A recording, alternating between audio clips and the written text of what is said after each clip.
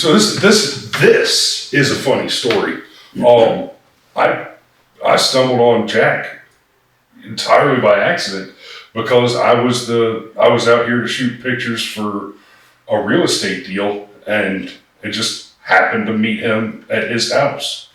And we got to talking, and just Jack's a fascinating guy, so I just had to try and nail him down for an interview, and he was only too happy to do it. And thank you so much for hosting me in your home and agreeing to sit down and chit chat a bit. Well, I found out in the few moments that we had together that you're actually worth talking to.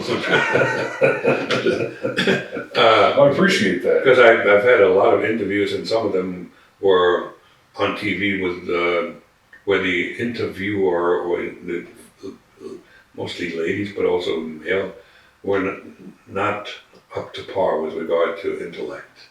And they say there are no stupid questions. I disagree with that. I've been asked a bunch of stupid questions, particularly on cable TV. I used to tell my privates there are no stupid questions, only stupid people. Yes, I know. But then stupid people will ask stupid questions, right? Anyway, they're not. The questions aren't standalone. They're produced by somebody who just doesn't belong where they are. Right. Okay, so that's all. And then I found out that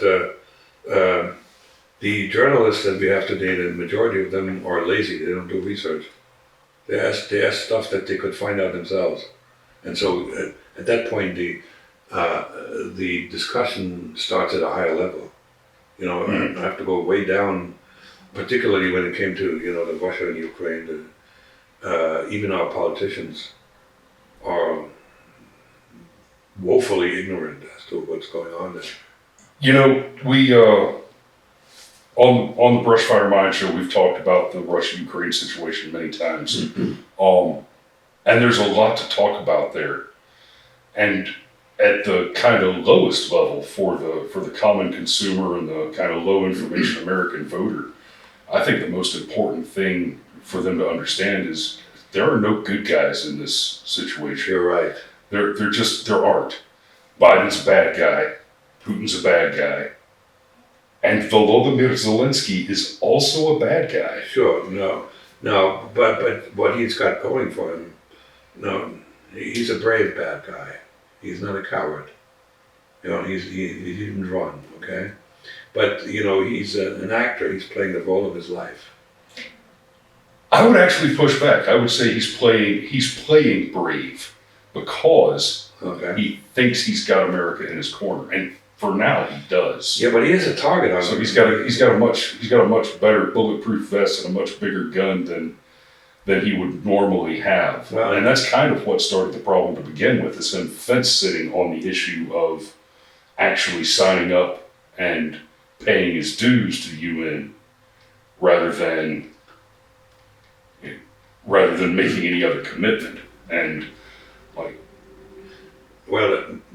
and so the biggest misconception, and I've heard this many times, that Ukraine is like fighting for democracy. That's a bunch of nonsense. Right. Because they have never been a democracy. They are not today a democracy. They're just they have a small oligarchy compared to Russia, right? And the other thing is that when it's never really been acknowledged in the American mainstream media that there's a lot of Nazis in Ukraine.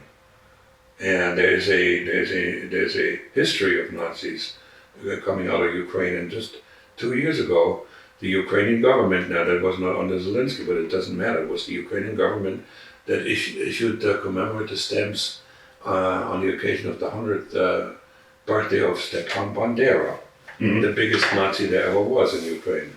Hello?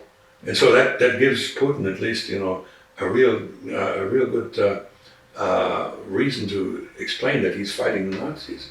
And this is one of my favorite sayings is that you can sell a big lie if there's a kernel of truth, and people will believe, oh yeah, that's true, and then the whole thing is true. It's a royal mess, and it's just incredible how many innocent lives are being wasted by that war. And when I interviewed with Lex Friedman, and he asked me a question. He says, "If you had to talk to Zelensky, what would you say?" I said, "Well, how many lives is a square yard of territory worth for you?" And Lex actually responded, "It ain't just about territory; it's about national pride." You know, there's no absolute truth. Right. I think both views are somewhat valid. The solution is going to be somewhere in the middle. So a statement like that, I always find a statement like that kind of difficult. Like Jordan Peterson does these whole speeches on the idea about believing in God. A person will ask, "Well, do you believe in God?" I'm like, "Well, I don't know what you mean by do I believe." That can mean a lot of different things. So when somebody says something like, "It's not about territory, it's about national pride," it's like, do you understand what you mean when you say it's about something? Because a more sophisticated understanding of that statement, when somebody says, "Well, it's about national pride," well, hold on. The objective is one thing, and the sales pitch is another thing. And then in a war, national pride is a sales pitch. Yeah. It's a good one. It's a very effective one. Yeah. But it is in fact a sales pitch. It's a psychological warfare tactic. When it comes to what motivates people, ultimately, it's always, and I just want to make sure that this is understood correctly. It's always about self-interest. Self means you and your family and your friends, and you acting in that interest primarily, regardless of what nation you think you belong to. But there's brainwashing also, right? And so, and then it gets to a point where people actually believe, like in Nazi Germany, that they're fighting for the survival of the German race, right? Mm-hmm. Okay, so it's the human race is incredibly complicated, and able to do some phenomenal things, and able to do some to commit some horrendous crimes, and it hasn't changed in history. And I think as we advance with technology, the balance between the two will become very, very tenuous, and it can explode, and we're all gone. I'm not predicting this. I'm not in the habit of predicting anything, but I see the possibilities, whether that's a good word or not, the alternatives. I like to make predictions on the show. Okay. Predictions can be bombastic and interesting, and that makes for good television. And normally, the way I arrive at entertaining bombastic predictions is I consider the possibilities, like you're talking about, and then I look at the set of probable outcomes from, let's say we got a politician that says, "Here's a policy that we want to proceed with," and I look at the arguments that are being made for it, look at the arguments that are being made against it. I examine the individual probable possibilities and trajectories, and then I predict the one that is most likely to result from easily predictable and observable government incompetence. The least competent probable outcome is the one that I expect to be the most likely. That's a good one. What's your track record? Are you keeping track? I'm about 99% on that.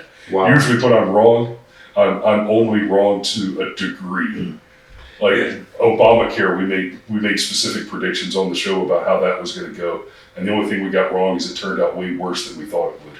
Yeah, well, no, government incompetence is a good foundation.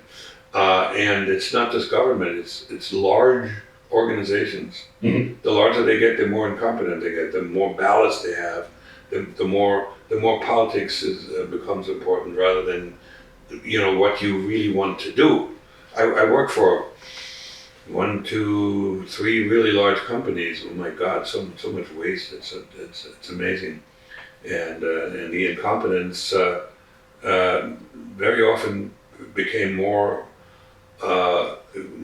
pronounced the higher up you went the hierarchy. Yep. So that's a very good approach to making some predictions. And so what are we predicting now? We know that the Biden administration is probably the most incompetent that I've ever experienced. Jimmy Carter. Yeah, Jimmy Carter gave an interview where he said, "Oh, I love Joe Biden because I'm not the worst president ever anymore." I didn't know that. That was about 6 months ago. He gave that interview. But it isn't just Joe himself. It is the folks that he hired. Never mind the ideology that they are pursuing. It's their inability to even move forward to establish something real in support of their ideology. Right. They're messing everything up, shooting themselves in the foot, and shooting us in the foot in the process. I think a lot of that stems from Matt Walsh did that interview, or did that documentary recently called What is a Woman, where he literally just walked around and asked people, I heard what is a woman? I listened to some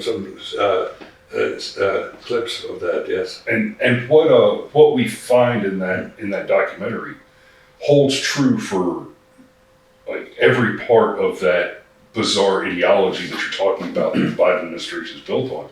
It's at the top face level of the ideology, there are these assertions and platitudes. And as soon as you ask a question that even skims under the dermis, that gets just below the skin, just below the surface level, there's no answer to the question. That's right. You ask the question, well, if a man could be a woman and a woman could be a man, then what is a woman?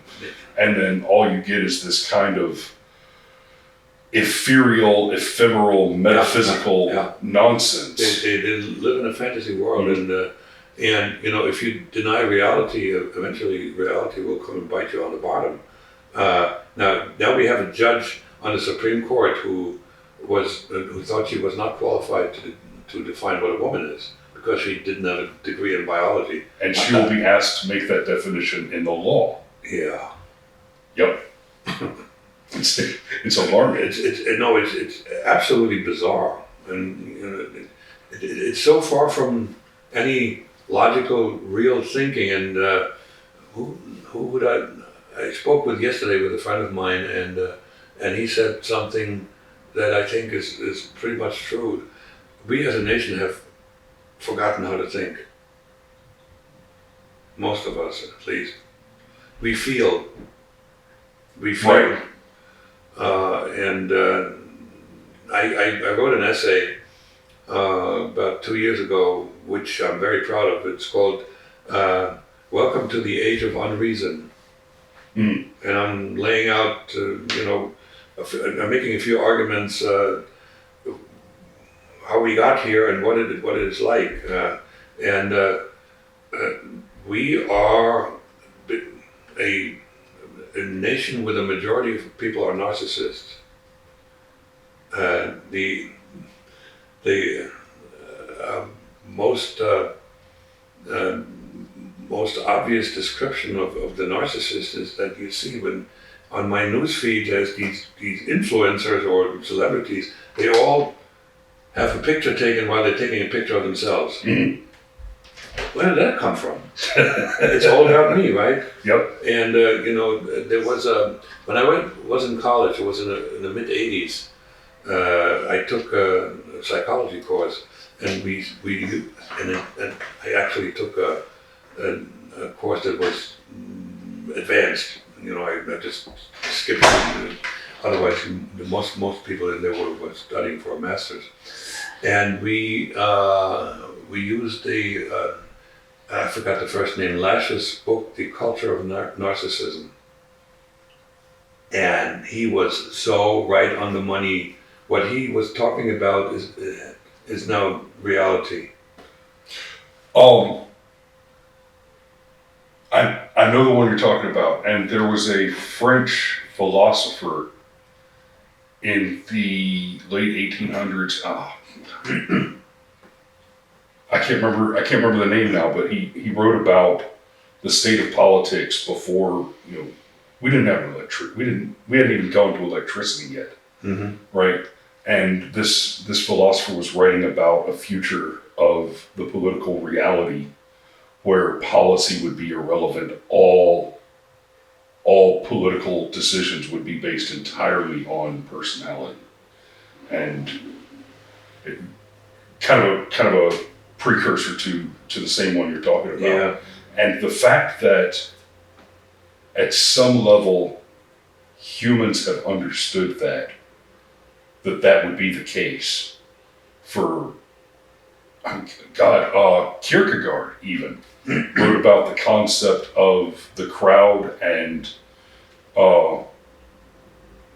the masses and the press, and he wrote about them as an intelligent entity. Like you have the individual people, and those are entities, but then you have the crowd, and that's kind of almost like a zeitgeist of the way that everybody has of agreeing, even though some people don't agree. Yeah. They all agree together.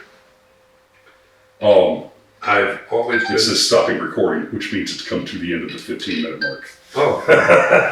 So let's start back up. That's fine. I have always been afraid of crowds. Mm-hmm. I wouldn't want to go to an NFL football game because there's too many people there, and I'm afraid of crowd psychology. As you know, I grew up in Germany, and I have had a very keen interest in the history of Germany, particularly in the last century, and how those my people, so to speak, wound up supporting this evil ideology, this evil man who wasn't that intelligent to begin with, and it was all about crowds. You see like thousands and thousands of people when, say, Goebbels or Hitler give a speech, and they all just went higher. Intelligent people. So that's crowd psychology, and I'm afraid of that. I've even though growing up in communism, where the collective was the most important entity, I always was a bit of an individualist. I just had to hide my individualism so I could function well. One of the things we talk about, especially during the Summer of Love, is the idea of the mob threshold. People have a mob threshold. Yeah. And a person's mob threshold might be 1, which means if a person with a mob threshold of 1 sees one person throw a brick through a window, they're like, oh yeah, I'm with you. But a person with a mob threshold of 100, they're not going to join the crowd until the crowd is significant, substantial. And the thing about that mob threshold, though, is you've got a lot more people whose mob threshold is low. Not 1, maybe it's 20. Uh-huh. You've got more people like that than you do whose mob threshold is everybody. So you've got a handful of people whose mob threshold is 0. They're just willing to start the problem. Yeah. And then a very tiny handful at the other end of the bell curve whose threshold is either everybody or never. And the nevers are almost non-existent. Well, so at some point... And they get eliminated. Right. But where it gets really scary is you may even have the majority of people whose mob threshold is really high. Yeah. But once the lower ones get together, they're raising the threshold constantly, and it snowballs. Yeah. Because it gets easier and easier to just fall into it. Well, and that's how you get a whole country throwing up that hand. Right. And that's how, getting back to the war in Ukraine, that's how pretty much both sides are now functioning. I mean, if people are speculating that if we just could get rid of Vladimir Putin, everything would be okay, it's not true. No, this point, Putin may have even been the most important inciting, yeah, the most important inciting attribute, but that doesn't mean that he alone is the sustaining cause. Oh no, it's not. I strongly believe that. No, listen, there's a history, a Russian history. The Rus was the first Russian entity, and by the way, that was founded in Kiev. Mm-hmm. Okay, and that was in the Middle Ages, and ever since then, Russia as an entity has been invaded. From the north, the Vikings came in. From the east, the Mongols came in. From the south, the Turks, and then from the west, Napoleon, and then Hitler. So there's this well-founded fear of the outside, right? And that has entered what I call the national DNA. And now Vladimir has actually expanded it and used it to brainwash the Russian people to just buy into this Russian nationalism. And that is now deeply ingrained in the Russian character. It doesn't take a Putin to maintain that. Right. So, you're, what, 72, 73? 72 as per my documentation and 73 as per my actual age. Well, that's interesting. Well, yeah, but so I took on the identity of Jack Barsky, who actually was born in 1944. And when the FBI cleaned me up and made me legal, I had to change the birth year, otherwise I would have been able to draw on Social Security illegally ahead of time. So we managed to change only the birth year, not the birthday, because I had to now go to my company and tell them that my birth year is different, and so I got away with, it was maybe an error when I wrote it down, made a mistake, but if you take the whole birthday, that would have been a little bit of a problem. So what's the matter with you? Even though I was at the time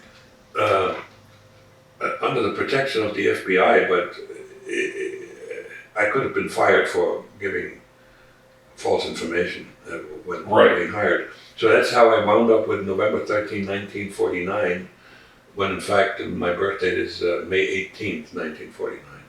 So I'm like 6 months younger officially.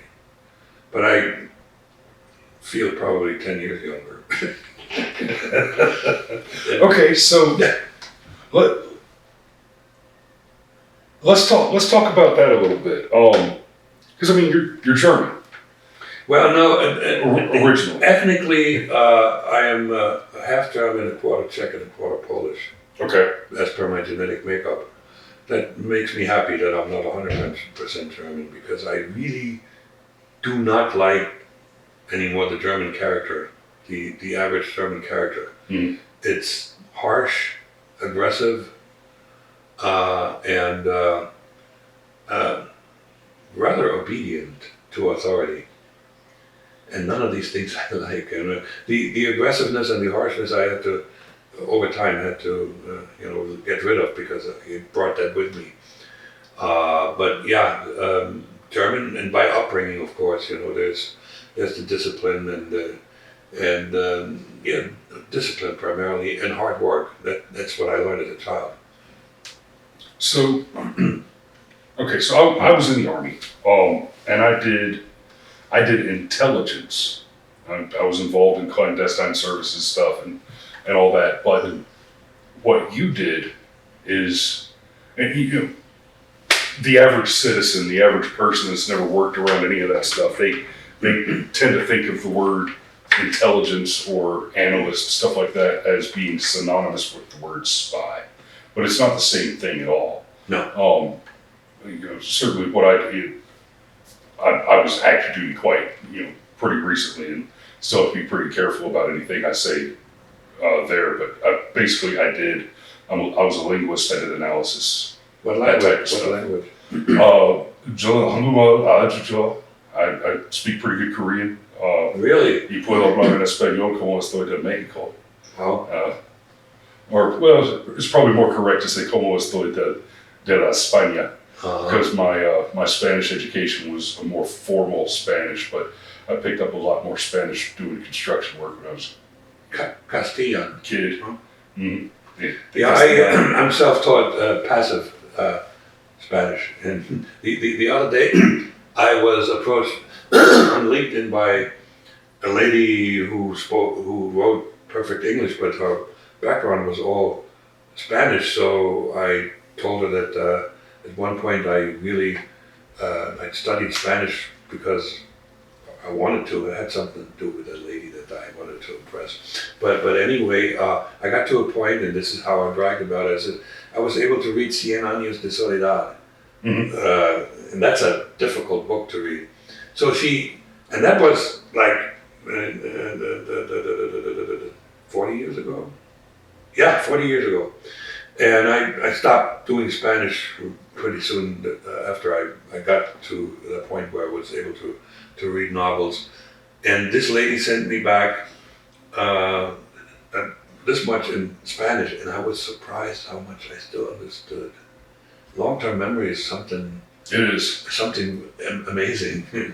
Well, how many languages do you speak? I speak only two, German and English. And as I said, I understand a lot of Spanish, and I understand quite a bit of Russian. And that has to do with when I was in Moscow for 2 years. I had no social interaction, so it was work, and then what? I watched television, and over time you assimilate, you accumulate the knowledge, and so for instance, when the Americans occasionally they have these scenes in the whatever the office where the Soviets were working, and that is with subtitles. When they talk, I understand most of it. So yeah, I could have become a linguist too because I have that talent, and that's not something again that you should be proud of because it's been given to you. I just can't. When I was at the language school for the Army, we used to make fun of the Spanish linguists because everybody else that's there for any other foreign language is like, how do you not already speak Spanish? Yeah, Spanish is real easy. It only takes 6 months, and it has very few exceptions, and it's not as fuzzy as English. English is a tough language to learn, by the way. It's easy to get into from a German, right? But then when you get to the more advanced stage, there's a synonym for every word, and you don't know which one is actually the one that you should use. So when I in my early years, I got some feedback from friends who would say, "You have a funny way of talking." You see, most native English speakers who don't study language, they tend to think of English as being one of the Romance languages because they have the most interaction with Spanish and the like. But obviously, that at its base, English is a Germanic language. Yes. And then at the upper levels, yes. It has its influences more. It has some Romance influence, but a lot of Greek. Okay. Yeah. No. A lot of the short words relate to German. That's why it's easier for German to start learning, but then afterwards look at the dictionary when on the page of where the word put or get is listed. It's a page and a half. Mm-hmm. So anyway, but I managed to. I'm now at a point where I think I write it much better than the average American, and I also speak it better. And my German is atrophied. Yeah, that's another thing. The language is it's a perishable skill if you don't practice it. Yeah. You use it or lose it. Yeah, yeah. My Spanish has definitely deteriorated over time. I used to be pretty good at Latin, but Latin too, my God. I don't ever use it anymore. Latin is a really good foundation for a bunch of languages. Oh, yeah. Obviously, you got your Italian, you got your French, you got your Spanish, you got even your Portuguese. Oh, by the way, I studied a little Portuguese for a while. I had a Cuban friend that said, "Man, if you speak Spanish and you don't understand Portuguese, you're just lazy." Yeah, Blue-eyed Cuban. yeah, but you know the pronunciation is a little bit different. You know, It is. You got them sounds. And, Yeah. Uh, You don't have those in regular Spanish or No. even the kind of more colloquial Mexican and Puerto Rican and Costa Rican. Those are almost like different languages. so we're meandering all over the place here. Yeah, but we're having some interesting conversations. Let's get back to you talking about taking on the identity of Jack Barsky. Yeah, So you were born Albert Dietrich. Am I saying that correctly? close enough. Better than most. Okay, I'll take it. This is a hard name to pronounce for Americans. It's Albrecht Dietrich. Yeah. Gotcha. An ugly sound. Anyway, yeah, that was my name. I never liked my first name. It was relatively rare. My mother named me after a famous German painter who painted, who lived in the Middle Ages, Albrecht Dürer. So it almost sounds like getting a job. All right. So and I then got the nickname of Albi, which I hated because I'm a tall guy. I was an athlete. I didn't want to. This is Albi is a diminutive. Okay, it's the little Albi. But anyway, yeah. And I lived under that name for altogether 28 years. And then it all changed. One day. Just like, here's two identities and we're going to switch one off and switch one on. Yeah. Now, you don't do this like that, but your mindset is that you will do it. It took me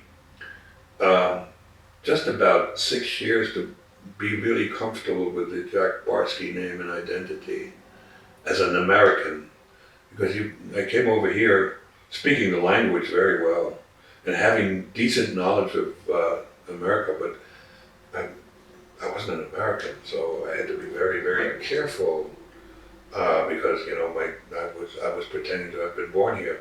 I would not have passed if I had started with close relationships with women or friends and so forth. They all would have found out that something's not right. Okay, so I was smart enough to realize that. So I slowly became a member of American society. And in some way I got really lucky, and that was not by design, but it happened to help me, because my first job was messenger. It was a bike messenger. And so for 2.5 years, I was able to, while I was waiting for deliveries, to sit in the office and listen to what the other people were talking about. And they weren't, these are the types of people who weren't curious. And, most of them were transients, so they wouldn't be curious about, who are you, where you're coming from, what are your plans? No, but I overheard them talk about, trivial stuff in life, including sports and the movies and everything. So that helped me a lot. And then after that, I went to college for 3 years. And in New York, City University was like the United Nations. With all kinds of different people. Right. So you wouldn't be a standout in that respect. When I then graduated, I felt and I had my first job as a professional for MetLife, I was comfortable. I wasn't really watching myself, and I wasn't, um, I wasn't deliberately careful anymore. I could sort of be Jack Barsky and not have a problem, and it worked.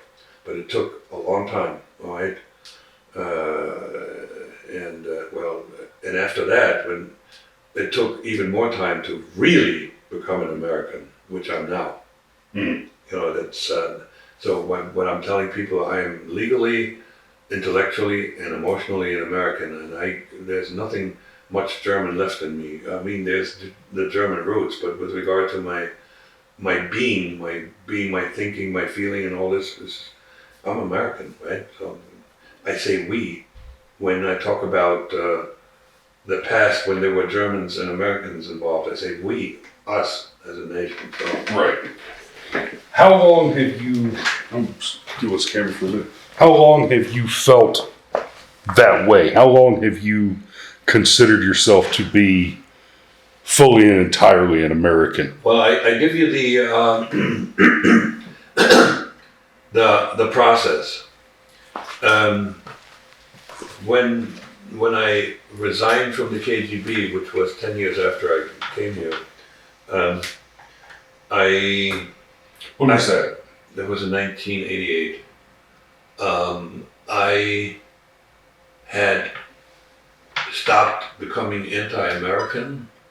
I had stopped becoming anti-capitalist, but I didn't feel like an American. Okay, so now fast forward. Emotionally, I became an American when 9/11 happened, and again when then when I became legally an American, when I got citizenship, there was also an emotional aspect to it. All of a sudden, I again had a country that I called my own, but intellectually that came at the very end. Really, it's just a couple of years ago. I took an online course on the American Constitution by Hillsdale College, and I said, That's a fantastic course. yes, and I say, oh my God, yes, 100% yes.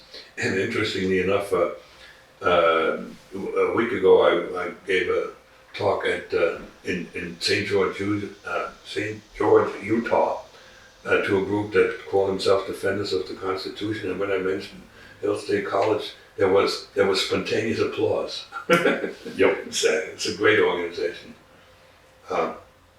So that's how it is, and now I'm totally comfortable with who I am. The history is the history, but who I am is now as a patriotic American citizen. Let's talk a little bit about, the KGB thing. Yeah.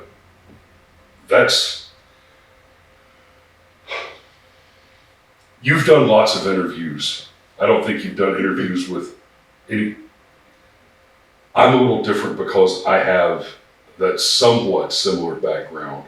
I'm not your average newscaster or urinalist that's been doing that as a career. So, like I said a minute ago, I was in the intelligence and that side of it. But you were an analyst, right? You were not an operative, is that correct? Or did you do both? I was an analyst and a linguist I was a Korean linguist who's never been to the peninsula and spent a lot of time in Afghanistan. I think is the best way I can say that. You know what I mean? Yeah. So I did spend a lot of time kicking doors, but I was never trying to pass as a citizen of another country. I was never that is actually a rarity, but I've now 3 friends who worked undercover in enemy organizations like the South American cartel. One that I just met who was undercover in Al Qaeda, and so that's already rare. But what I did is like, I don't know, I don't even know if any intelligence service does that other than the Russians did and the Soviets did. And I don't think the Russians done. Well, they have done it again, but rather in an amateurish fashion, because those 10 individuals who were arrested in 2010 were like very poorly trained. And Yeah. I mean, And it's a difficult thing to do. oh, you bet. Yeah. So, kind of, what's the build up to even get there? Like you don't walk into the recruiting office and say, "Hey, No. I would be an undercover operative." I excuse me. You gotta cut that out of the video. Yeah, no worries. So, I never in my wildest dreams had even one tiny thought of ever becoming a secret agent. I knew about the folks that some of them died in the service for the communist cause. We had our heroes. We had our James Bond. There was a series that every Christmas there was another episode about a guy who went to West Germany from the East, or the Stasi, East German police and secret police, and initially he was hunting down Nazis, and then he became, he became a member of the West German government, and he lived a good life. The main actor, the actor who played this guy was Armin Müller-Stahl, who was actually the only East German actor who made it in Hollywood. He's still alive, he's in his mid-80s. That was great, we all loved it. So, I was aware of the mythology of Eastern, communist espionage. The spies weren't called spies, we were scouts for peace. A good one, huh? So, but again, Like the Inflation Reduction Act. yeah, exactly. You change the label, and it appears that the entity is something different. Yeah. So, you couldn't even apply if you wanted to, because both the Stasi and the KGB did not take applications. Right. They recruited, and they recruited rather aggressively. I do not understand how I came to the attention of the KGB, but it isn't hard to guess, because I was just an exceptional student in college. I was a party member, and I was active in the youth movement. And in my third year of a 5 years program, I received a national scholarship that was limited to 100 concurrent recipients in the country. So, assuming that the KGB had access to records, and the Stasi kept records on practically everybody. You look at this, let's just stand out. We got to talk to them. They were looking primarily for smart people, and they're looking for, people who were like hardcore communists, and I was. I believed in that stuff. And so, the initial contact was like, there was non-committal. I mean, it was just, first we want to talk to you, and then second, how about, we work with you a little bit. So I had a year and a half of unofficial relationship with a Soviet agent who was, who operated in, I think in the main city of the district where I lived and studied. And, clearly the only reason that I even was talking to these people was it might be something interesting, I wasn't at that point, I was saying, well, I'm going to do this. No, but, just like, one of my... I remember having almost that exact same set of thoughts. Yeah. When when I joined the Army, I had been an industrial electrician. I had a truck and a crew. I was doing, I had a pretty good job, but I was bored to tears. Yeah. And I went to join the Army. I took the special test to see if I could do the linguistics thing. Yeah. I went to the language school. I got high scores. And you're a tall, fit, athletic guy, and I was kind of the same position. And Yeah. one day somebody in dark sunglasses was like, "Hey, you want to talk about something?" So yes, I do. Are you familiar with the Strength Finder? Mm-hmm. It's the Gallup organization who developed a questionnaire that when you take that, you have, typically the psych tests that you take, roughly what they're after. That test, you have no idea. All kind of random questions and outcomes. They will now define the 5 basic strengths that you have, and these are not skills; they are abilities. And one of mine is curiosity. It's true, and you would come out. That test has been taken by millions, and it's really, really good.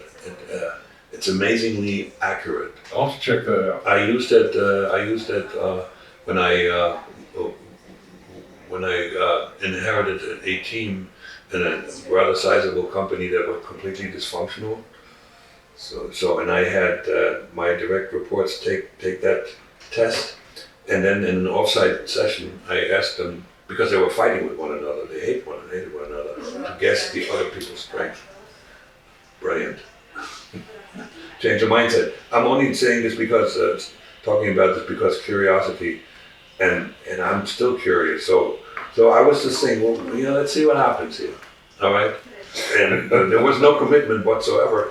I sort of was playing around, and so I met this guy every other week, and we talked, and I shared everything with him, what I was thinking, what my problems, my preferences. He really got to know me very well. He gave me a few tasks, and we talked about what it might be like if I go to West Germany as one of those hero guys, like, you come to strive for peace, you do good work for world peace, but you also get to live a good life, because I knew that over there, that the standard of living was much higher, and, based on that hero, in the TV series, he had it made. No, yeah, he's always in like James Bond, he's always Exactly. in a tuxedo, drinking a martini. Exactly. Pretty ladies. Yes. This fellow has a whole bunch of women, I wound up having a few myself. But anyway,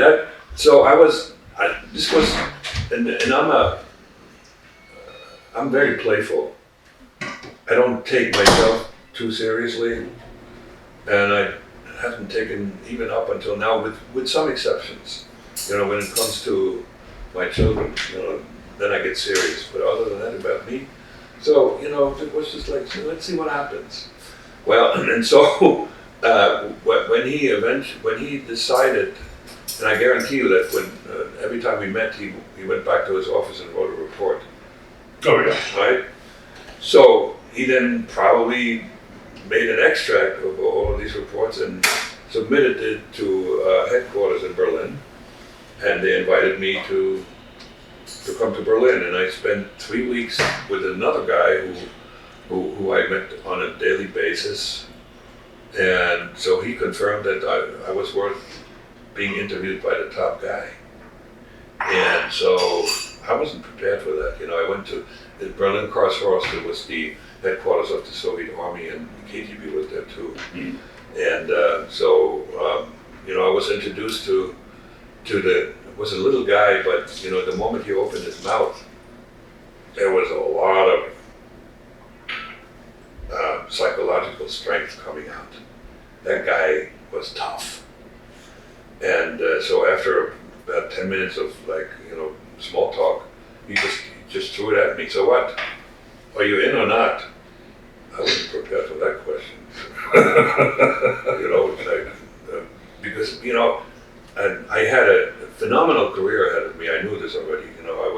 I was a superstar. Okay, And there was no doubt in my mind that I would become a tenured professor, and that was the intellectual elite.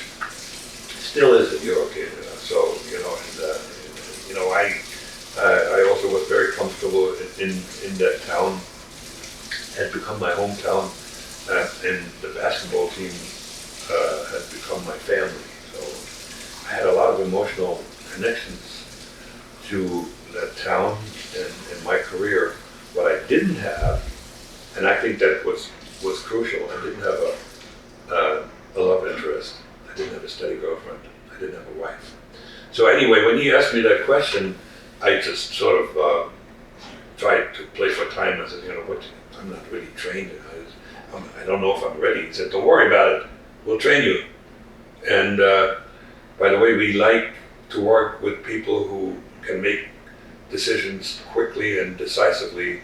So I give you until tomorrow noon to get the answer. That made for sleepless night. I bet. Back and forth, back and forth, back and forth. Ultimately, I think what made the decision for me, in addition to all the other good things that were associated with that kind of a task, was what they were actually looking for in candidates like me, and they called it, and that's based on an interview that one of those retired ex-heads of the first directorate gave, and he mentioned about 10 basic character traits, and one of them, and I think that made the decision for me, was called a well-controlled. What's the word for crying out loud? Well-controlled. It's something like tendency, but it's a different word. Well-controlled tendency for adventure. Okay. There's a synonym for tendency, but you understand what that is. Somebody who is a risk taker and he likes taking risks, but is under control. And that risk taking and the adventure thing that really ultimately made the decision. It was, 51 to 49 really was tight. And people ask me, what if I had said no? I would have gone back to university. It would not have been bad outcome for me career-wise. Once you're in, and then you say I can't do it, that would have been bad. Yes. Because, and I know this for a fact, because a classmate of mine, well-controlled inclination for adventure. Okay, that's what it was. Gotcha. A classmate of mine in high school was he signed up with the Stasi, and when they sent him on a first trip to the other side, he came back and says, I can't do it. It's too stressful. Well, he was an engineer by training. He never worked in the engineering field. He had to make ends meet by, he developed a business selling model railroads and stuff like that. So again, if I had said no, I wouldn't be here today, obviously. Right. And I would be retired and probably in very good standing, maybe not, because there was also, I was recruited both by the Communist Youth Organization of the university and the party to become the head of the party of the section chemistry. I would have been the youngest of them ever, and the university tried to recruit me for the position of deputy secretary, to the youth organization. There were 40, 50,000 students. That would have eventually resulted in me becoming the secretary, the head of the youth organization. Mm-hmm. Ouch. Now we're looking at government, possibly, because that's where that heads. And I don't know, I I would have found out that a lot of what they told us wasn't the truth, and I don't know what I would have done with that. So, a lot of what they told us wasn't the truth. You mentioned earlier that we were just talking about being a member of the communist youth group. Yeah. And you said earlier that you really believed in it. Oh, absolutely did. And I mean, I take it that is no longer the case. I'm as much of an anti-communist now than as I was a communist then. It's like a radical change. Communism is a big lie. Like Thomas Sowell, Yeah. Thomas Sowell, he's mentioned in several interviews that he was a devoted Marxist when he was in college, and he's not anymore. It almost always goes the same way. He says something like that almost jokingly, and then the interviewer asks him, "Well, what changed your mind?" He said, "Oh, I got a government job." No, communism is a big lie. I mean, it doesn't work. It never has. It's a romantic notion that, it's based on the idea that man is good, and so all we need to do is take the shackles off of the oppressed, and everything will work out really well. Well, it doesn't work that way. No.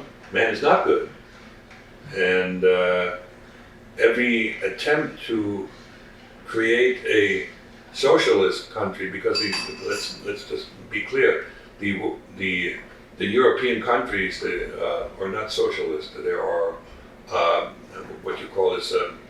I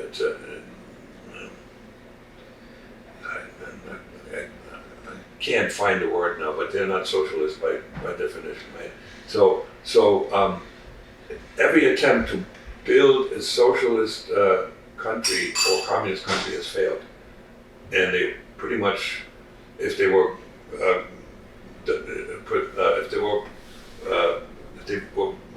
pursued to the end, they became murderous dictatorships. Look at Cuba, right? Okay, you got Castro, you got Pol Pot, you got Che Guevara. And it may have started with good intentions, and I don't know if they were, but eventually, it just doesn't work, because you wind up with a hierarchy, and all governments are hierarchies in some ways, and if that hierarchy is the only force that has power, it eventually turns evil. Yeah. So, like we covered earlier, you're just a hair north of 70. Putin is 69, so that means that you guys were essentially contemporaries. So yeah, but he was he was deployed into East Germany in '85, I believe, and I was already here. Gotcha. So you didn't. Have you met him? No, but Gotcha. the fellow that I worked with for a year and a half played a similar role to Vladimir Putin, so I know what Putin was doing and what he wasn't doing, and he wasn't really engaged in aggressive espionage.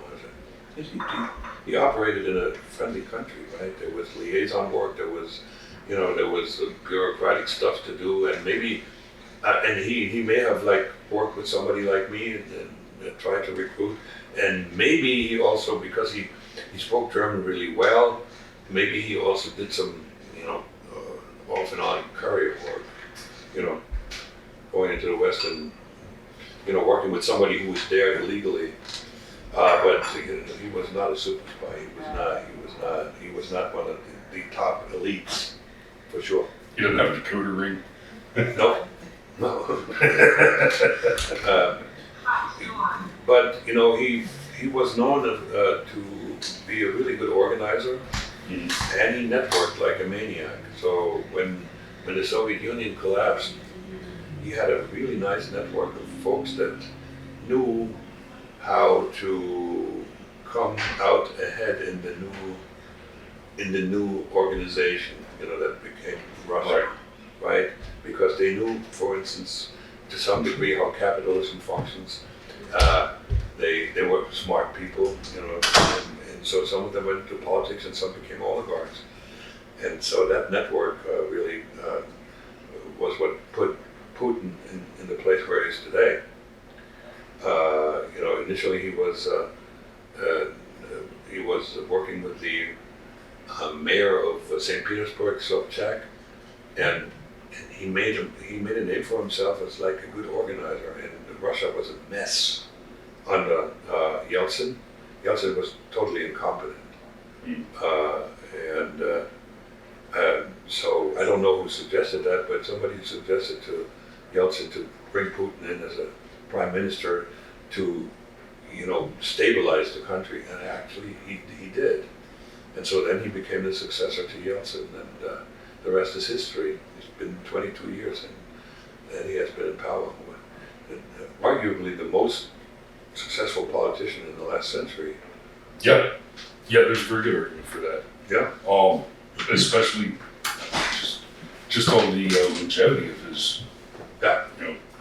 The only people at that level of power are like the Queen of England, for example. But it's not as if she was elected there. She's not held there by campaign or. And her powers are limited, obviously. Quite. So, whereas Vladimir, his powers are fundamentally unlimited. I mean, the way I'm sure you saw the interview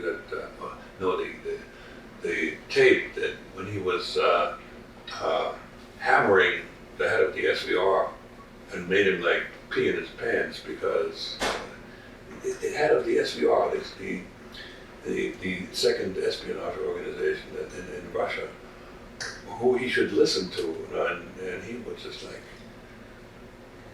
yelling at him like it was a little schoolboy. It's amazing how that tape got out. It was published by the BBC. So, now he has absolute power at this point, and people think that there could be maybe a conspiracy to get rid of him amongst his direct reports. First of all, you know how many attempts, assassination attempts Hitler survived? It was 42.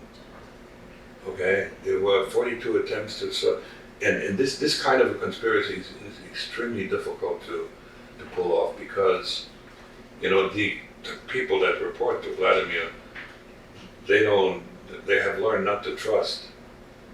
So if, let's say, you want to have a half a dozen people to cooperate, you need to trust every one of them that they don't rat you out. And that is dangerous because the moment one guy talks, the other five will perish. And so that they're not taking that risk. It's not going to happen. Yeah. So I got a copy of your book here with me, Deep Undercover. Yeah. And The Afterword by Joe Riley. Yeah. Tell me about that. So basically, he was observing you. Yeah. So I found out. I'm going to go check on that because I think I need to switch the. Okay. Okay. Can I take a break? Absolutely. Okay. Let's do it.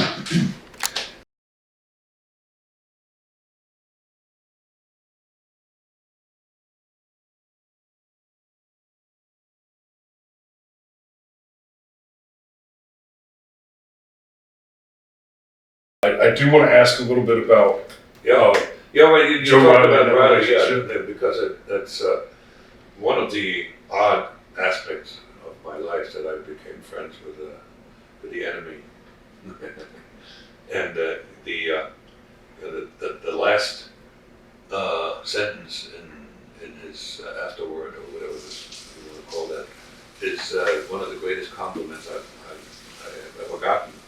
We could use more like him in this country, something like that. Yeah, you can read it. It is a great irony, but nonetheless true, that our country could use more people like Jack Barsky. That's it. That is Huge compliment. that is a hell of a thing. Well, You still in touch with him? oh yeah, well he is the godfather to Trinity. occasionally we talk on the phone, but he also participated in the podcast, in this audio documentary that we made, that was released early this year, called The Agent. So it was a good thing to have him talk about what it was like to investigate me. One of the things he he complained about, in the summer, and they didn't actually make contact with me until about 2.5 years of observing me from a distance, because the one thing that they knew was that I was a highly well-trained agent, because I had survived already 19 years without being detected, and I had sort of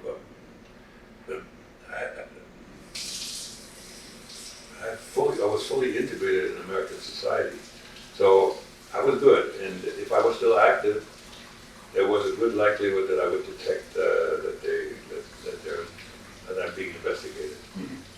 And so they stayed back, and they did all kinds of things that I couldn't possibly see or be aware of, such as he would be watching me with binoculars from across the street up the hill, and Yeah, that's actually what he's talking about. Yeah. Maybe the afterward. yeah, just by watching me, he determined that I had a really good relationship with my children, but not a very good relationship with my wife, just body language, Mm-hmm.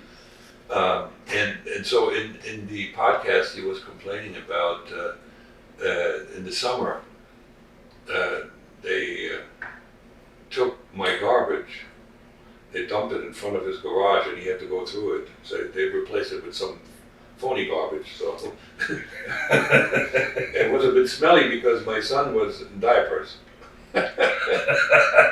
So, yeah.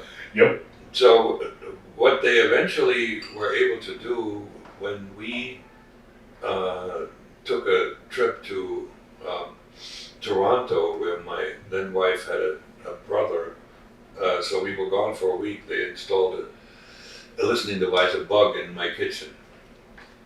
And that one sealed the deal, because one day my then wife and I, we had a lot of arguments. It's fundamentally because she didn't trust me. Now this is another case where a woman had not learned how to trust from childhood on, because our father left the family after he made, believe it or not, 12 children, and then he disappeared. And his mother, the mother had barely had the means to feed everybody. So, did she know that you were a spy? No, not until the moment when that I'm going to talk about now. So, there was always this tension between the two of us, and one day I decided I proved to her that I am really on her side. I'm supportive, and I'm not the enemy. So I told her what happened when the KGB wanted me to go back home, because they thought I was about to be arrested by the FBI. They had this notion, which was false, because I found out, right? The FBI didn't know about me at all, but they were spooked that they ordered me to travel home, based on an emergency protocol which we had, and I refused to do so, because I had fallen in love with my daughter, not her mother, but with my 18-month-old daughter, and I tell people that there was a moment when I decided to stay and take the risk that the FBI might catch up with me, and the KGB might not be very happy with me not following orders. And I say at that moment when I made that decision, I joined the human race, because up until that point, I was full of myself. I mean, at that point, I already was a triple valedictorian. I aced college in Germany, I aced college in the United States. I had a pretty good career. And I was just so proud of myself, and quite selfish, mind you. But that was your first kid. Yeah. First daughter. Yeah. Yeah, that first kid is a hell of a thing. That's especially if it's a girl. Yeah. So we started with a girl. Yeah, and then named her after one of my favorite guns, Vera. And then so the situation was such that we were in the kitchen, and she started. My ex-wife started, the rant again, and I said to her, "Hey, listen, I'm going to tell you something. I have proof that I can give you proof that I'm 100% committed to you and Chelsea. I once was a Russian agent, and they asked me to go back, and I stayed because I wanted to be with you." And there was somebody in an FBI office who was listening while I was telling him. That was my confession, and so that's when they decided to introduce themselves. And Riley was the one who came up to me. There was a fake traffic stop at the toll gate across the Delaware River, and there was a fake state trooper who waved me over, and eventually he told me to get out of the car. And then Riley came from my right, and he showed me something, and I knew immediately what that was. I didn't even look at it. It was his ID. And he said, "FBI would like to talk to you." And based on his testimony, my face went totally white. All the blood disappeared. Do me a favor. Let's focus on. Let's face that camera, because this one just ran out of battery. Oh, wow. So, let's do this. We've had a pretty good conversation. Yeah. And I'd love to keep in touch, but more importantly, as far as what we're doing on here today, I really want to get you to sign this book. Oh, absolutely. And Deep Undercover, Jack Barsky, My Secret Life and Tangled Allegiances as a KGB Spy in America. Yeah. I just picked up a copy of the book a little over a week ago, so I've had time to skim it. I haven't had time to read it in detail, but I have been through it a couple times now. It's an excellent read. It is. It is. And I get nothing but compliments. Now, this is not just me. I had a good team, so I had this lady who is on the cover. Cindy Coloma. She's published novels, and she taught me how to structure a memoir. I wrote it. These are my words. But the comment on the back: an incredible look at the astounding journey of a KGB officer in the midst of the Cold War. Heartbreaking, exciting, intriguing. That's Joe Weisberg, executive producer of The Americans, which is a drama about a married couple of KGB spies posing as Americans in America. And because our favorite God Emperor signs everything with a Sharpie, I brought a good fresh Sharpie for you to sign this with. I bought my glasses. So, what was I going to say something about this? And I had a good editor as well, but the writing, the words are 95% mine. Mm. So, but without those two, this book would have wound up not readable. And I have an example of a book that could have been really good, and that's not readable. This is my best friend, my best German friend. He wound up as a chemist working for the Stasi, and he eventually, towards the end of his career, before the war came down, he was the head of the forgery department. Okay? So he has a lot of interesting things to talk about. Yeah, that should be incredibly interesting. It is very likely that I traveled with false passports that his department made, because the East Germans were really good at forging stuff. Now, this book is written like the same way my first version was as a straight tale. This is what happened when. and it gets really boring. It's like this one, Time, event. this one has scenes, and it has some dialogue. You know, the dialogue, you know, didn't verbatim happen like that, but I didn't make anything up. You know, so I did. Right. You know, I did not invent stuff. Okay, but I rephrase it in some way. You know, look at this is like 500 pages worth of, you know, there's some stuff I didn't read. Because and I, you know, this guy, him and I were like this close. You know, he was my best friend, and I still like him, even though, you know, he still has vestiges of communist thinking, and he couldn't get rid of it. It's kind of hard, you know, when that wall came down, you know, he eventually realized he sort of master falls cross, and that's like being hit with a 2x4 over the head. I had a chance to slowly decontaminate. You know, it took years and years, and me like looking for information and studying, and finally realizing, you know, what the truth was and what the truth is. You know, he still complains because his pension is, you know, the German pensions are really good, but his pension was cut in half because he was Stasi. But he wasn't even he was just like an employee. Right. Well, let me get you to sign the book for me. Mm-hmm.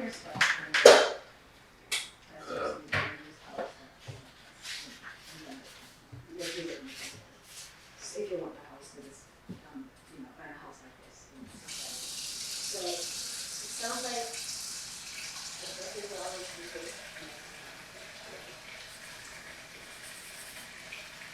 There you go. I appreciate you.